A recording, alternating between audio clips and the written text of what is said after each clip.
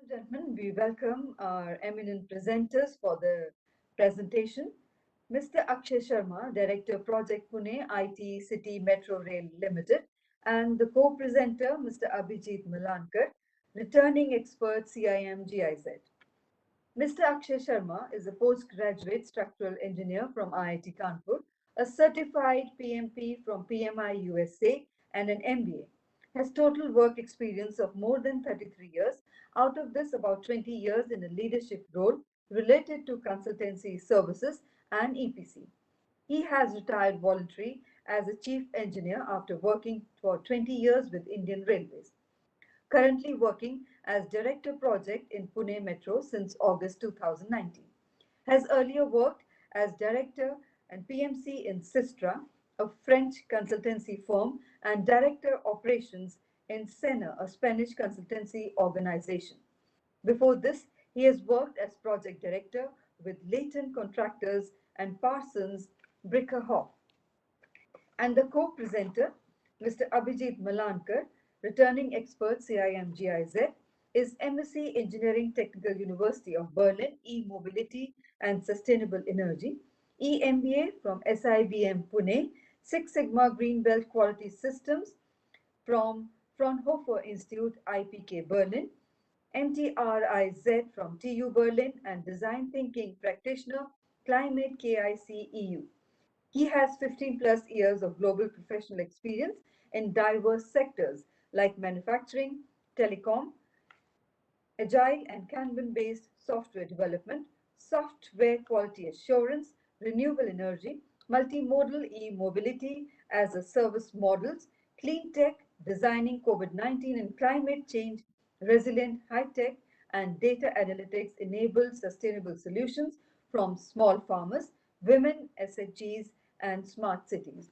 We welcome both our eminent speakers and presenters for their presentation. Hello everybody, and wish you a very good day. This is Mr. Akshay Sharma and Mr. Abhijit Malankar. We are going to present about the theme about generating non-fare revenues for PPP metro projects. And to introduce ourselves, Mr. Akshay Sharma is the Director of Projects at Pune IT City Metro Rail Limited. So this is about Line 3 in Pune. This is the first PPP metro project in India. And myself, Abhijit Malankar, I am a master's from Technical University of Berlin, and right now working as a returning expert with CIN GIZ, and focusing on electric mobility and sustainable solutions projects. So, what we have here for you today is really a very comprehensive solution which can help to increase non-fare box revenues for PPP metro projects. And this will, focus on multimodal green mobility as a feeder service introduction for commuters and freight, which will really boost the metro rail capacity utilization. So that is a central theme, and you will see around that we have built this very innovative solution which can really help to make the electric mobility end-to-end electric mobility transition in India. So I'll quickly run you through what we are aiming at. So just give you a brief about Pune Metro Line 3. So this is actually it passes through some of the very important areas in Pune city. It starts from Shivaji Nagar, goes through Aund, Baner, Balewadi, and reaches Hinjawadi. So Shivaji Nagar is actually the central business district. It has all central and state government offices, and here it will integrate with other two lines of metro, which is Pune Metro Line 1 and Line 2, which is by Maha Metro, a government organization. And it also passes through Aund, Baner, Balewadi. So you see Shivaji Nagar here in the blue, and then it passes through Aund, Balewadi. It is 80% of the smart city investment is in this area. So, and it has residential and secondary business district. It is one of the fastest growing district in Pune. And then Hinjawadi is one of the biggest IT parks in India. Almost all of the IT major companies are there. So it passes through this very important business districts in Pune. So this is about a brief outline of how Pune Metro is located and some of the value drivers in Pune Metro Line 3 ecosystem. Its specific goals is integrated development of the ecosystem around the metro line, which should help to improve ridership of Pune Metro and enhance the ancillary revenue stream. So this focuses on last mile connectivity, innovative financing options. They're collaborating with key employers and retailers. So you have innovative financing, then transit oriented development. So they're trying to densification of the metro corridor to increase ridership, increase footfalls for the metro, and also improve the real estate income. And then they are also creating commercial space above and around the station to increase ridership. And apart from this, they are also focusing on sustainable development goals, which is very important, and having inclusivity in the whole system. So that is what we'll see how we are trying to incorporate that in this first private metro line in India, which is Pune Metro Line 3.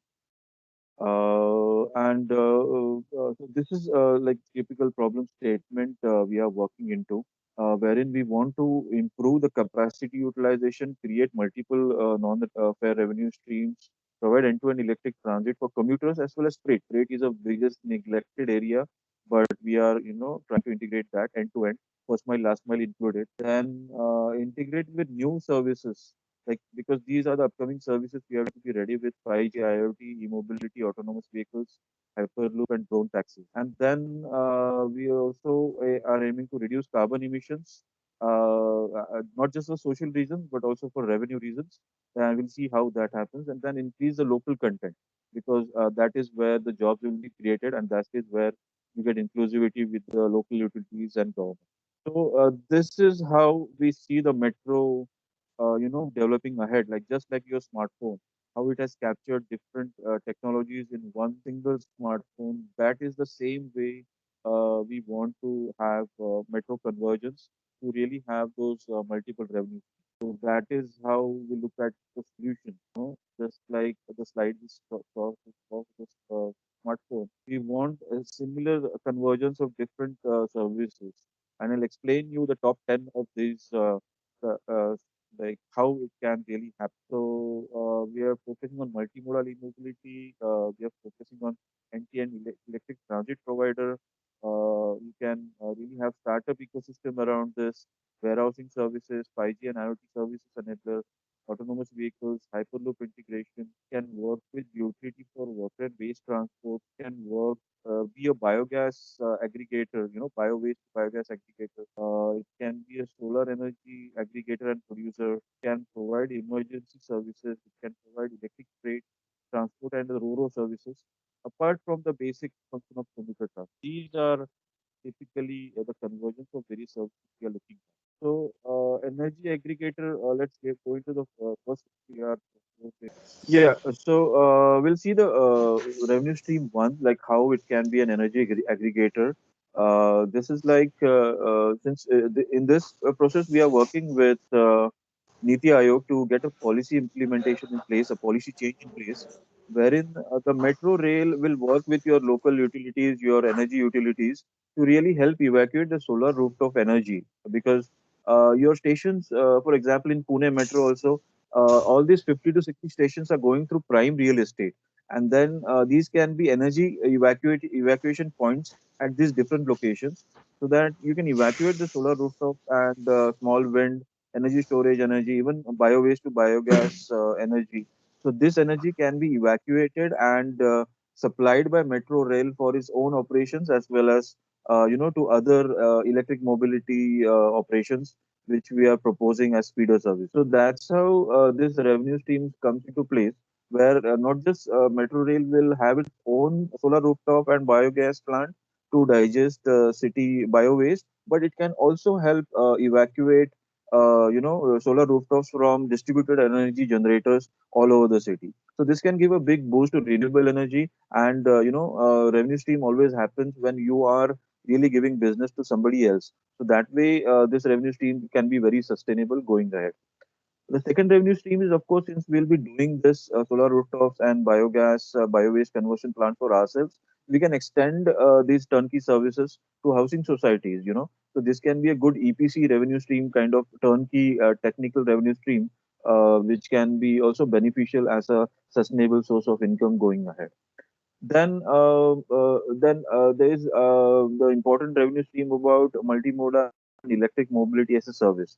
So here, what we are really proposing is use of trolley buses for commuter as well as freight transit. So in a single ticket, a person gets picked up from his home and he comes to a metro station, he rides the metro, goes to his end station, and then again rides the trolley bus to his office.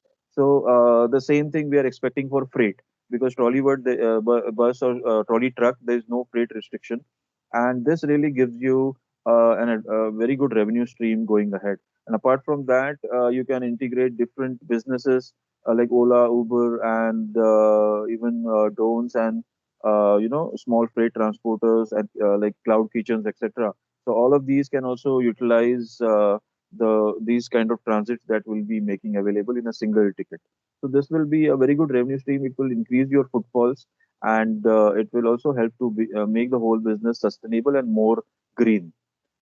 So this is what we saw, and there is a specific boost for this trolleybus segment from Union government this year, like for the Nashik metro, which is Metro Neo. You must be aware, like this is all trolleybus based, and government has allocated almost 2,000 crores for this in this year's budget. So there's a big boost for this, and so the government will be happy if you're doing something in line with them. And why they are doing it? Because it's really cost effective. So I think this will be a very good revenue stream going ahead. And then you have another revenue stream, which is you can work with the local utilities, because it's very important for any project to succeed to have this is a social use case, but of course it's also a revenue stream. You need to have a buy-in of the society or the local municipality and local utilities. So that way you can have water transport, you can have ro-ro freight transport, which is very common on many railway sectors. You can have cold chain end-to-end transport. You can have, typically for COVID-19, you can have emergency hospital kind of coaches on your metro rail, which can go anywhere in the city. So that way, not just a revenue stream, but this will give a huge response from the social community, and a huge buy-in from people, like metro is integrated so nicely with then you have to be we have to be ready with oncoming revolution, which will fast approach in the next 2 years. You can think about integrating autonomous vehicles for the first mile, last mile transit. This typically works very well. We have all been in situations wherein we have landed at railway stations or big bus stations at night, 2 o'clock or something. Don't get Ola, Uber also in India time, and that time you really expect maybe your car can just come and take you back home. That's what is going to happen with autonomous vehicles, like they driver, and that is really going to go. We need to think about how to integrate this first mile, last mile for buses, so much buses, cars, freight is going to be autonomous, and sharing is also going to be autonomous. So these can be a huge benefit ahead, and see how there is a way to integrate this with minimal, expenditure. So I'll go to that in the last slide. Then another scheme of revenue scheme can be has to be integrated with drone taxi. Drone taxis will be there in the next couple of years. They already deployed in Dubai, and these drones are very important for trade also. And imagine so we'll see, the revenue stream six. This is actually again a first mile, last mile integration.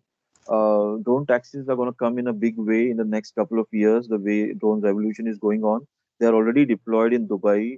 So there is a very useful use case, and drones will be very largely used for freight transit, also small e-commerce transit. So we need to integrate that. There's a very good use case, like the first Hyperloop project is also happening in Pune, Mumbai sector. So you can't expect a person who is traveling from, Mumbai to Pune in say 10 minutes or 15 minutes using Hyperloop. They don't again want to go, and spend half an hour traveling home on a road. So then they will be looking at even a faster transit to reach home once they are in, say, Pune. So I think drone taxis really will be very useful in this specific use case, or a faster metro transit also really helps. And then if metro really integrates with drone taxis beforehand, then it gives the metro really an additional revenue, and it gives a very good impression also, like how it is integrating with different transport systems. So you don't lose out on these future revenues that are coming. Then we'll see the revenue stream 7. This is again a very good use case to use the prime real estate that you have, which is going right through the arterial sections of the city, which is not accessible normally to any other businesses. So we need to utilize this prime real estate, and you can really have very good warehousing services, cold chain. You can utilize this for e-commerce warehousing, and then you can also have automatic Abhijit, courier delivery. Yeah, so we'll now see about another very important revenue stream to utilize your real estate that is going through some of the arterial, sections of the city, which is normally this is not these arterial sections are not accessible to other businesses. So then, if you have warehouses here, a lot of businesses will want to use this warehousing services. So you can have warehouses for cold chain, for e-commerce, as well as you can have it for automatic courier delivery points, wherein the courier person just delivers that into those boxes, and then based upon your own free time, you can access these boxes using a code, and these boxes are connected online. So they just deliver your material. So these boxes can be located. You can have luggage storage places for tourists who are transitioning through metro. So these are something that these revenue streams really help to use your existing real estate that you have, and it gives you a sustainable income going ahead. Then we another metro revenue stream that you can really have is this is very huge actually, a data market monetization. Metro rail stations can be enablers of 5G and IoT transition. So this is not just for laying the 5G towers. That is a very low hanging fruit, you can say. The biggest business is actually the monetization of data, and it is estimated like IoT data marketplace will be around 3.6 trillion globally. And 5G and IoT really goes hand in hand, because it's 5G really which will enable all non-human technical things to communicate with each other. So when there'll be since there'll be a lot of these kind of fleet management solutions, you'll have a lot of integrations with different e-mobility services, drone taxis, etc. It will generate a lot of data, and this data you can non this is just technical data which you can sell legally, and that is a huge marketplace. So I think metro rail stations should really focus on this revenue stream also going ahead. Then, of course, this is a very important slide wherein the multiple revenue streams we have talked about is, of course, it's not possible for everybody to have so much funding or so many funds to, integrate all of these revenue streams. So, what we are proposing is, of course, you need not do everything yourself. You enable a startup ecosystem around you, and just like, all of these. Uh, Car manufacturers or mainstream manufacturers have done, they have this ecosystem around them of various state of the art startups. So that way, develop a startup ecosystem around your metro rail solution that you have in the city, and then collaborate with them. So that way you don't have to compete with them going ahead. Like they will not take away your revenue, they will actually work with you to get a revenue going ahead. So it's a very symbiotic system, and that is what we are proposing. You have a startup incubator sort of ecosystem. You develop mobility startups, and those will actually bring in the funding to, for example, have your drone taxi services, or even have trolley bus services, or even other services that we discussed in revenue streams like 1 to 8. So, and you get a lot of help for this from Startup India. A lot of funding is available from Niti Aayog, Atal Innovation Mission. So it is just like you need to have the foresight to actually work on this, and this can be a huge revenue generator going ahead, because then you are not working alone, you are working with 50 startups, and they are bringing revenues for you. So that's how this revenue stream. It can also be a very good social cause, because you are developing the startup ecosystem, you're generating local jobs, and that way also socially then your solution is more inclusive. And then I think one of the final revenue streams that we have, you will be working a lot of green areas. You're working on trolley buses, which are battery less. Of course, your main transit can also go fully renewable. The metro rail, commuter, and freight, you are trying to digest bio waste using biogas, and then that biogas can be used for electricity generation. There's solar PV, small wind. So all of these, you will generate lot of carbon credits, and these can be traded internationally. And like you can have lakhs of tons of carbon credits you get every year, and this will again give you a lot of revenue if you are able to trade this credits internationally. So that is one of the revenue streams I also wanted to discuss. And so we have seen, like, you can have multiple, you can reduce your carbon footprint, you can get these carbon credits to all of these services that we discussed, that are possible, that you can, and completely they can go green, like your city water and waste transport can go electric, your emergency services provider can go electric through metro. Of course, you will have commuter and freight transit, and your warehousing services can go fully green because you are sourcing energy from solar PV. So all of these will earn you a lot of carbon emission reductions, and give you carbon credits which you can trade and also help the local society to reduce the carbon emissions. So we are planning to implement all of these in there's a main station of MAN, which is in Hinjawadi for Pune Metro Line 3. This is going to be our kind of a demo station that we are proposing, incorporating all of these different non-fare box revenues and social causes into this station. This is like a very important station, and the construction is starting for this line in March, and a lot of real estate development is also happening. This is a completely 23-kilometer fully elevated corridor, and I think this will be a very good demo project for Pune Metro Line 3. So this is composed, Line 3 is composed by Tata Realty, Siemens, and PMRDA. So they are stakeholders in this line. So in the MAN station, we are really planning to implement the solar PV, biogas, green energy aggregation, multimodal first mile, last mile feeder services, commuter and freight transit, autonomous vehicles, drone taxi, hyperloop integration, 5G IoT services enabler, social utility partner for healthcare and water and waste transit, for the freight services using trolley buses, end to end, first mile, last mile, and warehousing solutions also. So that's how this can be a very good demo project, going ahead, which can really be implemented and all over India, and it can really help you to give a lot of revenue stream to make your main source of income very stable. And it will also create, a lot of local content. It will promote a battery-free transit. It will promote local manufacturing, create create a robust ancillary industry ecosystem so that you reach economies of scale faster for the electric mobility, and that will again help to bring down the cost of vehicles as well as for common people to buy. So it will also scale up the deployment of renewable energy. So with just this kind of solution, in just maybe even just 2 or 3 stations in all of the metros of India, you can generate almost 100 gigawatt of energy. So that is a big thing. And right now we have capacity of close to 80 gigawatt pan India, 80 to 90 gigawatt. So 100 gigawatt just by metro rail is going to be a big business, big contribution.